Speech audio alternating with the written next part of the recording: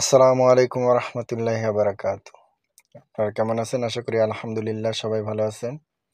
আমি আজকে যে বিষয়টি নিয়ে আলোচনা করব, পুরুষের শুক্রাণু কমে গেলে আপনারা কি করবেন।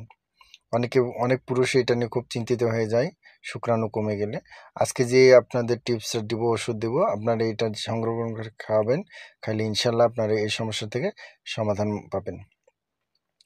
শুক্রাণু কমে যাওয়ার অনেকগুলো কারণ আছে। উল্লেখযোগ্য কারণের মধ্যে হলো আপনার অধিক সময় আপনার রোগে ক্লান্ত, অসুস্থ, বিছানায় পড়ে থাকার কারণে এই সমস্যা দেখা দিতে পারে। অধিক সময় যদি রোগী রক্ত শূন্যতায় ভোগে তাহলেও এই সমস্যা দেখা দিতে পারে। অধিক বীর্য ক্ষয়ের কারণে এই সমস্যা দেখা দিতে পারে এবং অধিক বয়স হয়ে গেলেও এই সমস্যা দেখা দিতে পারে। যাক, আসি মেন কথায়। গন্ধ ভাদুলিয়া আপনারা অনেকেই চেনেন, বা গম ভাদুলিয়া।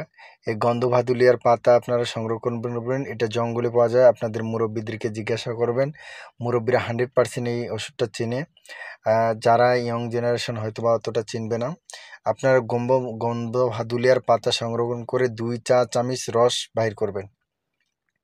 পাতাটা খুব ভালো করে পরিষ্কার করে 2 চা চামচ রস বাইর করে গরুর গরম দুধের সঙ্গে মিক্স করবেন। এটা পাউডার দুধে না খাইলেই ভালো। আপনি ন্যাচারাল যে দুধ, গরুর দুধ, এটা হলেই বেস্ট।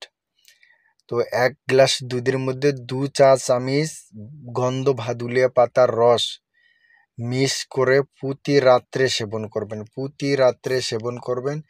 ইনশাল্লাহ 7-14 দিনের মধ্যে আপনার যে সমস্যা শুক্রাণু কমে যাওয়া, 7-14 দিন পরে দেখবেন যে আপনার ওই সমস্যা সমাধান হয়ে গেছে, আর কোনো সমস্যা থাকবে না। অবশ্যই আপনারা এই ওষুধটা ব্যবহার করে দেখবেন, আর কীরকম রেজাল্ট পাইছেন অবশ্যই আমার কমেন্ট বক্সে জানাবেন। আর সব সময় আমার পাশে থাকবেন। আর নেক্সট ভিডিওতে আমি বলবো শুক্রাণু পাতলা হওয়ার ওষুধ। অবশ্যই আপনারা আমার পাশে থাকবেন। আসসালামু আলাইকুম।